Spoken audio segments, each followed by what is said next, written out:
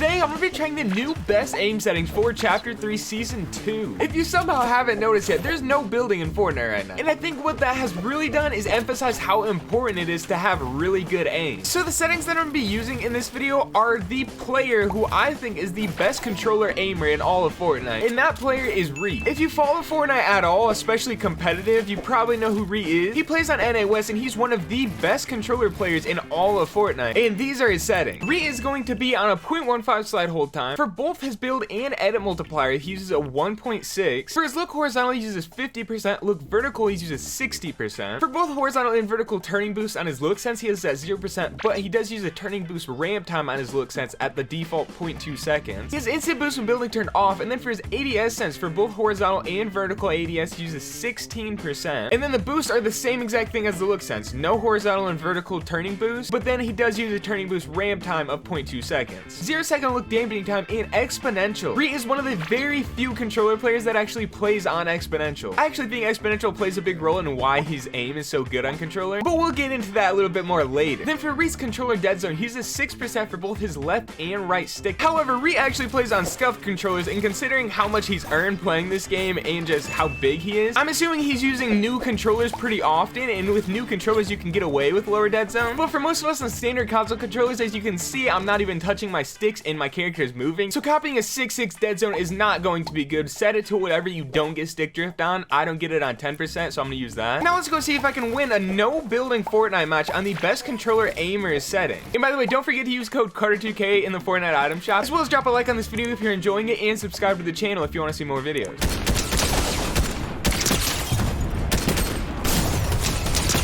If you didn't already know, aiming actually got a lot harder this season.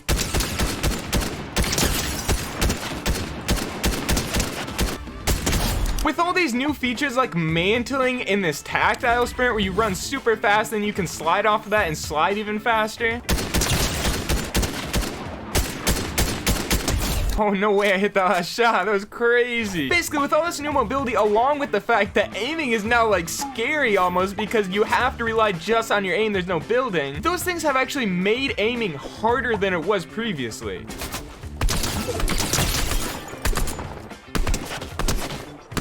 So what Reed settings help you to do is really slow down your whole process and make sure you hit your shots. At this point in the game on controller, slower sense is better than faster sense. That's exactly why no pro controller players are using insanely fast sense, because it's just way too hard to be accurate with your aim. And when I say they really slow down your sense, I mean you can still move pretty quickly. It's not like to the point where it's insanely slow, but it's just way more controlled.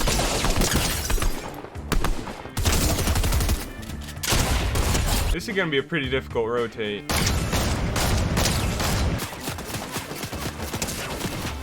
No building makes you have to play in a really interesting way.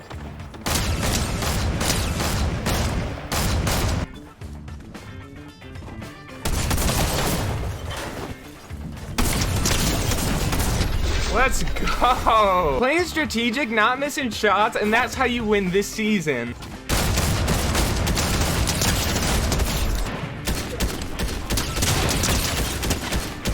Along with playing strategic and hitting your shots though, there's actually a few really easy tips you can apply to immediately see better aim. The first tip that you can apply is to actually aim for headshots. When you actually aim for headshots like that, you'll be surprised at how many you actually do hit. I think for a lot of people, the only time they hit headshots is when they do it kind of accidentally just by recoil.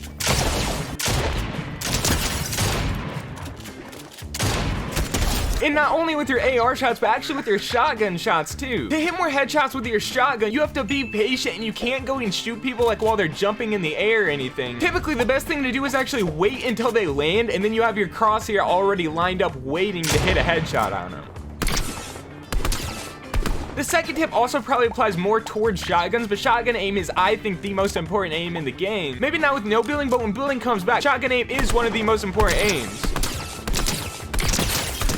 So another tip for that is to have deliberate shots. What that basically means is when you switch to your shotgun, you don't want to sit there and just constantly like spam your trigger and hope your shot goes off when you want it to. You want to make sure that you have all the timings down right. You know when the shotgun is ready to shoot, and when you take a shot, you know it's going to hit. And you can apply the same thing with your AR. You don't want to take AR shots as soon as you see someone and when you don't have a good shot lined up.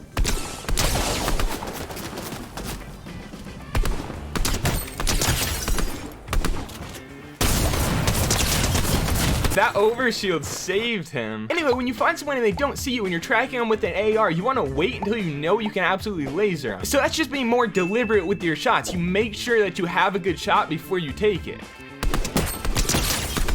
And the third tip after those two is to actually focus on practicing your aim.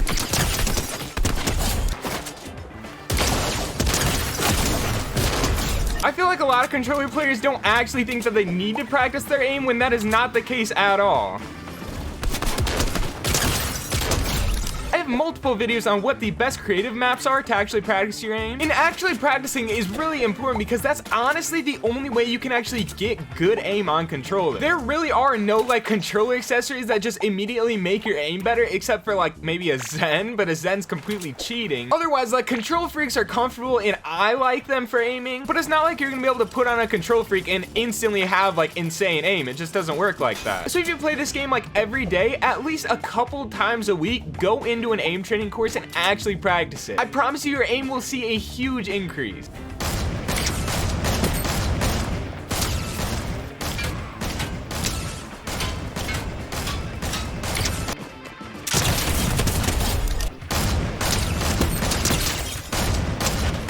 Like I mentioned, aim in Fortnite is literally the most important thing. If you don't know how to build or edit, it's not even that big of a deal. I mean, just look at Nick Merckx. Nick Merckx was not good at building or editing, but his aim was pretty incredible, and he played at literally the top level in Fortnite for a while. And I mentioned that because exponential is not good for building whatsoever. It's actually really bad to build on. However, it does slow down your aim a lot and allow you to make those really tiny adjustments and just have really good aim overall. You can obviously still have great aim on linear, but exponential I feel like is just more focused towards aim.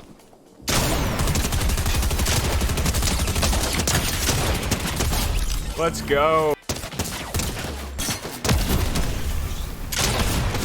No chance. He saw me and I didn't have any shield. But even if these settings don't feel like they suit you at first, give them a shot for like a full day, 24 hours. Try them out, see how your aim progresses through the day. Make sure that you apply those tips and see how many more games or how many more kills you can get. Thank you guys for watching. I hope to catch you in a future video.